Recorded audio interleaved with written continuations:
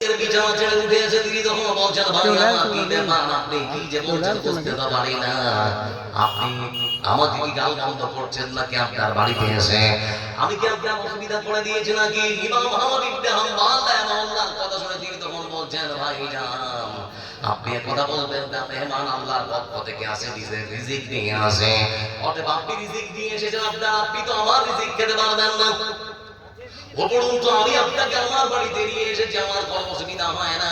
ইমাম আহমদ ইবনে হাম্বল রাহিমাহুল্লাহ তিনি তখন বলছেন, ভাই আমার তাহলে পরে আপনি কি বলছেন, মুখ দিয়ে আপনি গান বন্ধ করছেন না, কি বলছেন কিছুই তো বোঝা আসে না। ইমাম আহমদ ইবনে হাম্বল রাহিমাহুল্লাহর কথা শুনে সেই মানুষটা উঠতি বিক্রেতা তখন বলতে শুরু করেছে, হুজুর আমি সময় নষ্ট করব না, সেজন্য আমার মুখ থেকে সদা সর্বদা আল্লাহর জিকির করে আমি আটাটা সুন্দর করে হাত দিয়ে এই মতো করে নাড়ছি আর আমি করছি সুবহানাল্লাহ, আলহামদুলিল্লাহ, লা ইলাহা ইল্লাল্লাহ, আল্লাহু আকবার। আটাটা সুন্দর করে মাখা হচ্ছে আর আল্লাহর জিকির আজকাল করা হচ্ছে। আমি এই মতো করে আমার কাজ করে যাচ্ছি, আপনাকে গাল বন্ধ করি না। ইমাম আহমদ ইবনে হাম্বল রাহিমাহুল্লাহ তিনি তখন বলছেন, ভাই আমার আপনার কাছে ছোট্ট একটা প্রশ্ন, এত জিকির আজকাল করে আপনার কোনো উপকার হয়েছে নাকি? রুটি বিক্রেতা তিনি তখন বলেন, হুজুর কি বলবো, আমার বলের আশা আমি যা চাই আমার আল্লাহ আমাকে তাই দেয়, জানি না আল্লাহ আমার কোন কাজে খুশি। ঠিক সেই সময় ইমাম আহমদ ইবনে হাম্বল রাহিমাহুল্লাহকে ডেকে বলছেন, হুজুর আমার জীবনের সর্বশেষ একটা আশা আছে, আমি বেশি বেশি জিকির আজকার করার পেছনে আমার আল্লাহকে বলি রব্বুল আলামিন আমার জীবনের শেষ আশাটাও তুমি পূরণ করে দিও। বলে সেটা কি? বলে সেটা হলো আমি নাকি শুনেছি ইরাকের বাগদাদ শহরে একজন বিখ্যাত আলেমের একজন মুহাদ্দিস, একজন আল্লাহওয়ালা মানুষ তিনি জন্মগ্রহণ করেছেন।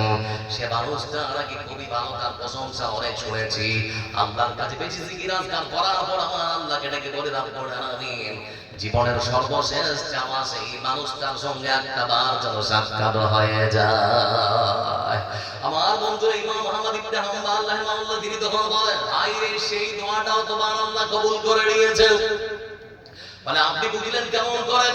বলে ভাই আমার তোমার জিকির আজকাল আল্লাহ রাব্বুল আলামিন এত সুন্দর করে কবুল করে নিয়েছেন, তার প্রমাণ হিসেবে আল্লাহ রাব্বুল আলামিন তোমার মতো রুটি বিক্রেতাকে ইমাম আহমদ ইবনে হাম্বলের সঙ্গে সাক্ষাৎ করার জন্য তার বাড়িতে, তার এলাকায়, তার গ্রামে নিয়ে যাওয়ার কোনো প্রয়োজন মনে করেননি, বরং ইমাম আহমদ ইবনে হাম্বলকে তোমার বাড়িতে, তোমার এলাকায়, তোমার গ্রামে, তোমার সামনে হাজির করে দিয়েছে।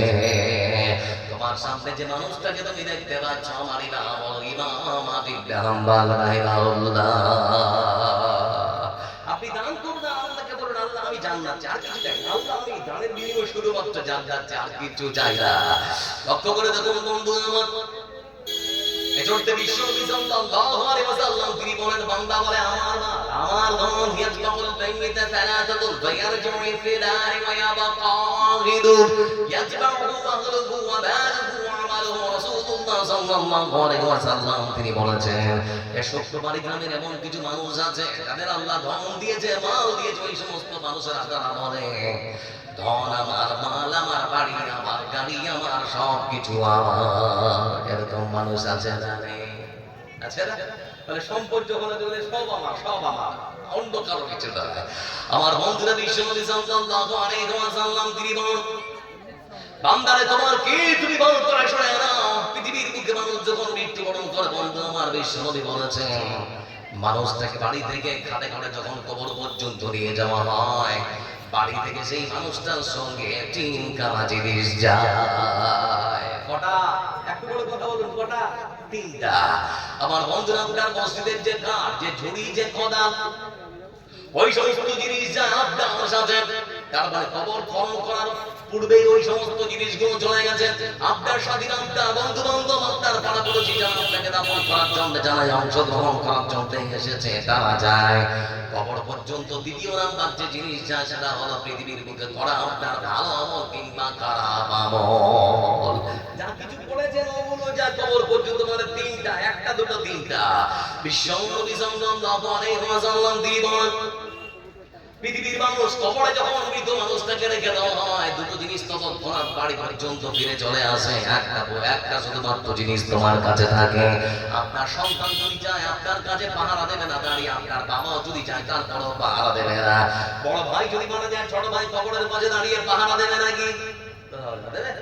আমার বন্ধুরা, পাহারা কেউ কখনো দিতে পারে না। তার মানে যে সমস্ত মানুষেরা গেছে মাটি দেওয়ার জন্য তারা কেউ থাকবে না। আমার বন্ধুরা, তারপরে যে কঙ্কাল ছুরি নিয়ে যাওয়া হয়েছিল সেগুলো ফিরিয়ে নিয়ে আসা হবে, থাকবে না। কি থাকবে বন্ধু আমার? শুধুমাত্র যেটা থাকবে সেটা হলো আপনার আমল। যা কিছু করেছেন আজকের রাতে, আপনার সম্পদ থেকে যেটা দান করেছিলেন শুক্রবার এই মহিলা মাদ্রাসার জন্য, এটাই শুধুমাত্র জমা থাকবে বন্ধু আমার। অন্য আর কোনো কিছুই থাকবে না। এজন্য রাসূল সাল্লাল্লাহু আলাইহি ওয়াসাল্লাম তিনি বুঝাতে চেয়েছেন, বান্দা মাল ধন মানুষের কখনো হতে পারে না। এটা আল্লাহর ছিল, আল্লাহর আছে, তোদের কিছুই নয়। আচ্ছা, আপনারা ভাবুন, একটা মানুষ মরে যাওয়ার সাথে সাথে তিনটা জিনিস হারিয়ে যায়। এবার বরাবর কোটা জিনিস হারিয়ে যায়? তিনটা। প্রথম নম্বর দাম শেষ, দ্বিতীয় নম্বর পরিচয় শেষ, তৃতীয় নম্বর বন্ধু আমার যেটা সেটা হচ্ছে মালিকানা শেষ। দাম শেষ, পরিচয় শেষ, মালিকানা শেষ। আমার বন্ধুরা, মানুষ যখন মারা যায়, আমি আব্দুল জব্বার যখন মারা যাব, আপনাদের শুক্রবার গ্রামের কেউ যদি আমাকে একটা বার সাক্ষাৎ করার জন্য যায়, মরামতটা দেখতে যায়, সেদিন কেউ বলবে না আব্দুল জব্বার কোথায়, আব্দুল জব্বার কোথায়। সেদিন সমস্ত মানুষের মুখে একটাই শুধুমাত্র কথা হবে, লাশটা কোথায়, লাশটা কোথায়। আচ্ছা, বড় মানুষের নাম ধরে কেউ ডাকে? এরা বলে বড় মানুষের নাম ধরে কেউ ডাকে? বড় মানুষের নাম ধরে কেউ ডাকে না। আমার বন্ধুরা, নাম শেষ, পরিচয় শেষ, পরিচয় কেউ জানতে চাইবে না। মালিকানা শেষ, বাড়ির মালিকানা শেষ, গাড়ির মালিকানা শেষ, সম্পদের মালিকানা শেষ, যা কিছু আপনি অর্জন করেছিলেন সব কিছুর মালিকানা শেষ। এজন্য লক্ষ্য করে দেখুন, কথাটা অনেক ছিল কিন্তু বলার সময় নেই, সময় অতীব কম। আজকে সেজন্য আপনাদেরকে বললাম কয়েকটা আয়াত এবং হাদিস দিয়ে আপনাদেরকে বলতে বুঝাতে চাচ্ছি দান সদকার গুরুত্ব, মাহাত্ম্য, মর্যাদা। আয়াত এসেছে সেই মাত্র সাহাবীরা আমলে পরিণত করেছেন। আজকে শুক্রবার গ্রামের মানুষ যে কয়েকজন আছেন, আমি তো মনে করি আপনারা হয়তো ধান সেজন্য বসে আছেন। যারা অবশিষ্ট তারা হয়তো উড়ে চলে গেছে, হয় বাড়িতে না হয় রাস্তায়, তারা হয়তো ভিড় জড়িয়ে আছে। কিন্তু আপনারা খুবই সৌভাগ্যবান মানুষ, এখনো পর্যন্ত এই মজলিসে আপনারা বসে আছেন। আমি দেখতে যাচ্ছি আপনাদের মতো এখানে মানুষ যারা বসে আছেন, মায়ের সুপুত্র, মায়ের বীর সন্তান। আজকের এই নবনির্মিত যে মাদ্রাসা, এই মাদ্রাসার উন্নতি কল্পে জালসা। দিনকে যদি টিকিয়ে রাখতে চান, আপনার মেয়েকে যদি আপনি সুন্দর করে গড়ে তুলতে চান, তাহলে মাদ্রাসার বিকল্প আর কি হতে পারে? এজন্য কেউ কি নেই, মায়ের সুসন্তান, বাপ আপনাকে সম্পদ ছেড়ে গেছে, ভোগ দখল করছেন আপনি। সেই বাবা চলে গেছে, আজকে তাকিয়ে আছে, সেই বাবার সম্পদ ভোগ দখল করছেন। একজন কেউ আছে 5,000 টাকা দেবে, সেরকম কেউ আছেন 1,000 টাকা করে 10 জন মানুষ দেবেন, বেশি চাই। আপনার সম্পদ থেকে বেশি চাই না, সারা জীবন ধরে বৃষ্টি ছড়ে এত টাকা করছেন কামাই। কি করে নিয়ে যাবেন এত টাকা কবরে? কাপড়ের তো পকেট নেই, হাত তো বাঁধা, হাত তো বাঁধা। আবার বন্ধুরা, চিন্তা করে দেখুন, মৃত্যু যে কত বিকটে মানুষ ভাবতে পারে না, মৃত্যু যে কত কাজে মানুষ কখনো কল্পনাও করতে পারে না। এই যে বলছিলাম ভূমিকাতে জুবিন গার্গ স্কুবা ড্রাইভ করতে গিয়ে মানে শ্বাসকষ্টে পৃথিবী থেকে চলে গেল, অথচ জীবনে বিশ্বাস করেনি যে আমি এত তাড়াতাড়ি চলে যাব। আমাদের বান্দা জেলার সুরের ঝঙ্কা বা হলো কারিগর শীত অল্প বয়সে 42 থেকে 44 বছরে মৃত্যুবরণ করেছে। এজন্য কেউ কিনে 1,000 টাকা দেবে, আপনার সম্পদ থেকে বেশি চেয়ে ফেললাম। 1,000 টাকা চেয়েছি, বেশি চাইনি। 1,000 কেউ কি আছে 1,000 দেবেন? 1,000? আরে ভাই বিসমিল্লাহ করুন না, বাপজান যারা আছেন 1,000 টাকা, 1,000 নেই করে দেবেন, হাত তুলুন, লিখে দিন মাদ্রাসার জন্য 1,000 টাকা। একজন কেউ আল্লাহর বান্দা আব্দুল আল্লাহর রাস্তে কে আছেন 1,000 টাকা? 500 করে কেউ আছেন? 500 করে দিতে পারে? সব দিয়ে দিয়েছেন নাকি? কেউ যদি দিতে ওঠে কেউ আছেন ভাই 1,000 আমার হাতে? তাহলে আসলে দাওয়াত তিন মুস্তাজাবাতুল্লাহ শাক্কা ফিহিদ্দা, তিন প্রকার মানুষ যাদের দোয়া আল্লাহর কাছে কবুল হয়, তার মধ্যে একজন মুসাফির। কেউ আছে? আমি গুনাহগার খাতা কাটতে দোয়া করব আপনার জন্য। একজন বিসমিল্লাহ বলুন তো 1,000 টাকা। 500 500 হাজার হাজার কে আছেন? দাঁত আসলে অনেক হয়ে গেছে। 1,000 আপনার 1,000 তোমার কত ভাই? 500 টাকা আমার এক যুবক ভাই। আর কেউ আছেন? আমার পেছনে থাকা বড় ভাই আমাকে দিয়েছেন 1,000 টাকা। আরেক ভাই আমার আসছে, আল্লাহুম্মা সাল্লি আলাইহি আল্লাহুম্মা বারিক আলাইহি। কত ভাই? আর 500 হলো এখানে বাড়ি নাকি? পরে দিয়ে দিবেন। আচ্ছা আচ্ছা, 500 টাকা। আর কেউ আছে 500 দেবেন? আর কেউ আছে 3 নম্বরে 500 টাকা? কেউ আছে নতুন? 500 টাকা বেশি চাইনি আপনার কাছ থেকে। 500 টাকা, 1500। বন্ধু আমার, আপনারা দেখছেন না মানে আল্লাহ কি না চায়? মাথার একটা নাম যদি ঢিল করে দেয়, সারাদিন পাগলের মতো ঘুরে বেড়াবেন, আপনার কথাকে কেউ মূল্যায়ন করবে না। আপনার হরিশ্চন্দ্রপুর পার্শ্ববর্তী জাজল্য প্রমাণ আপনারা দেখেছেন হয়তো। ভাইকে চেনেন, আপনাদের এই যে মানে আমার মনিরুদ্দিন ভাইকে চেনেন না? সবাই তো চেনেন কম বেশি। আমাদের কলকাতার সম্ভবত হাওড়া জেলার কোন এক জায়গায় তিনি বক্তব্য দিতে গিয়ে তিনি এক প্রকার মানে স্ট্রোক করলেন। বিজিতে ভর্তি করা হলো, ব্রেন হ্যামারেজ, কতদিন পর্যন্ত বিজিতে থাকলে একটা সুস্থ মানুষ অল্প সময়ের মধ্যে কি না হয়ে যেতে পারে। পৃথিবীর বুকে মানুষের জন্য সব থেকে বড় মূল্যবান সম্পদ কি জানেন? সুস্থ শরীর। সুস্থ শরীর আল্লাহ থেকে সুস্থ রেখেছেন, এর থেকে ভালো এবং আল্লাহ দেওয়া মহামূল্যবান সম্পদ আর কিছু হতে পারে না। এর যদি শুকরিয়া আদায় করেন তাহলে তো মনে হচ্ছে আল্লাহর কাছে সিজদায় নত হতে পারে। আর কেউ আছে 500 টাকা? আর 2-4 মিনিট আছে আপনার কাছে। কেউ আছে 500 টাকা? একজন কেউ? মানে দুটা হয়ে 4, দুটা হতে 4 নেই, ছেড়ে দেব। কেউ আছেন দেবে? আমার যেদিন পড়াবে দিন আসবে গহীন রাতি, আমার যেদিন পড়াবে দিন আসবে গহীন রাতি,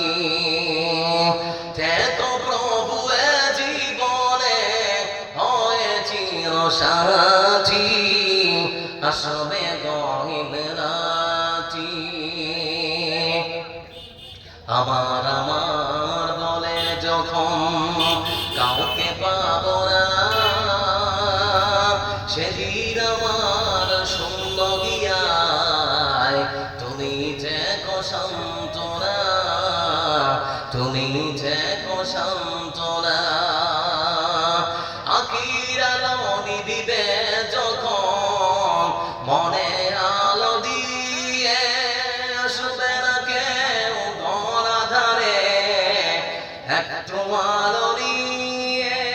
আখির আলো নিবিবে যখন মনে আলো দিয়ে, আসবে না কেউ ঘর আধারে একটু আলো নিয়ে।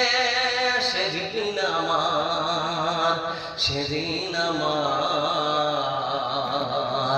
সেদিন আমার আধার ঘরে তুমি যে কবাতি, আসবে গহীন রাতি।